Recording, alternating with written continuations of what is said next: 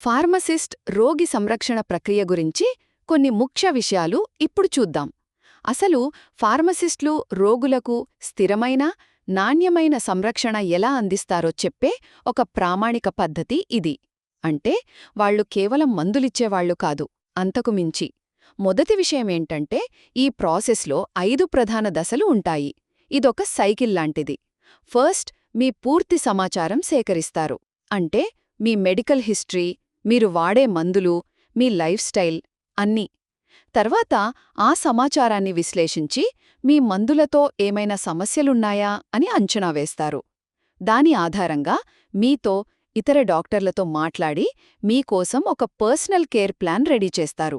ఆ ప్లాన్ను అమలు చేసి ఫైనల్గా అంతా ఓకేనా అని ఫాలోఅప్ చేస్తూ అవసరమైతే మార్పును చేస్తారు. సరే, రెండవ విషయం, అసలు ఇలాంటి ఒక స్టాండర్డ్ పద్ధతి ఎందుకు అవసరం?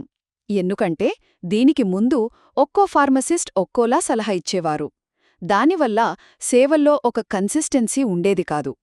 ఈ ఫ్రేమ్వర్క్ ఫార్మసిస్ట్ పాత్ర ఏంటో రోగులకు, డాక్టర్లకు కూడా చాలా క్లియర్గా తెలియజేస్తుంది.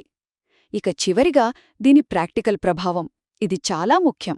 ఈ ప్రక్రియ డాక్యుమెంటేషన్ను చాలా సులభం చేస్తుంది. దీనివల్ల ఫార్మసిస్ట్ అందించే సేవలకు బిల్ చేయడానికి, వాళ్ల పనికి సరైన విలువను చూపించడానికి ఒక ఆధారమవుతుంది.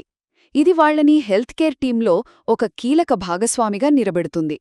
ఒక్క మాటలో చెప్పాలంటే ఈ ప్రక్రియ ఫార్మసిస్ట్ సంరక్షణను ప్రామాణీకరించి రోగికి మంచి ఫలితాలను ఇస్తుంది, అలాగే ఫార్మసిస్ట్ పాత్ర విలువను కూడా నిరూపిస్తుంది.